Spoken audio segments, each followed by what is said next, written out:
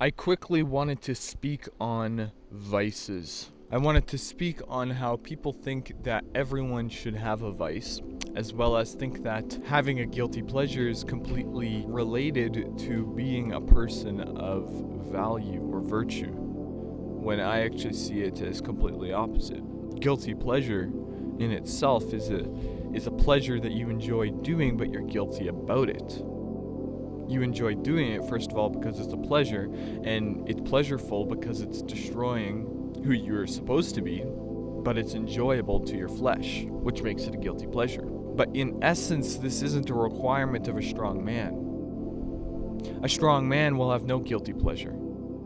The strongest men don't have a vice. The strongest men aren't afraid of what they do in their free time. Truly strong men aren't. A guilty pleasure. An example would be, watching trash TV, enjoying it. That truly is a guilty pleasure because you're enjoying something destructive, but a man that is absolutely strong in his free time, doing pleasureful activities, will not find himself consumed and in a state of absolute negativity. Because wasting time in itself, what we understand of that concept, isn't destructive. But wasting time in the plainness of what the words mean is destructive. Wasting time means doing something with your time that is wasteful. And the only way it can be wasteful is if it is contradicting who you are supposed to be or who you are supposed to be working towards being. The only way it's not wasteful is if it's helping you become something you were supposed to become. So, in essence, a strong man is simply someone who is flourishing in who they are supposed to be becoming. They are going down the path of positivity, down the path of flourishment in a person they are supposed to be. So no, you don't have to waste time. You don't have to have a guilty pleasure, because the pleasures you enjoy can be something you aren't guilty of. I was trying to think, how would I answer the question, what's your guilty pleasure? I was going to say watching movies, right? Or going for a run, or something that may not be considered self-help, but in essence, watching movies isn't destructive to me personally because I want to be a filmmaker. Therefore, watching it is positioning me, pushing me somewhere where I'm supposed to be. Something is only truly destructive, negative, or wasteful if it's wasting your potential. If it's not, it's positive in every right.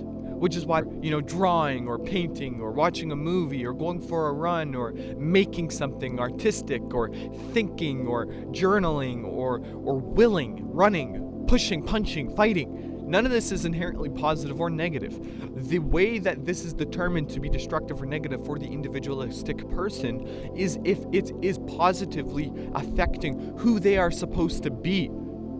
That's how you determine it. So the truly strongest individuals are merely the individual that in every aspect of life is in a state of absolute awareness, where they understand that what they are doing is not destroying them, because what they are doing is flourishing and positioning themselves in a state that they are supposed to be in. The moral of what I'm trying to say, what I want people to get out of this, is when you are ever doing something that is merely seen as pleasure, make sure it is not contradicting who you are supposed to be and not inherently destructive. So listening to rap music about, cheating on your wife and doing all of these things that are inherently destructive to a societal's growth are something that is inherently destructive. And if you enjoy doing that, then you have a guilty pleasure.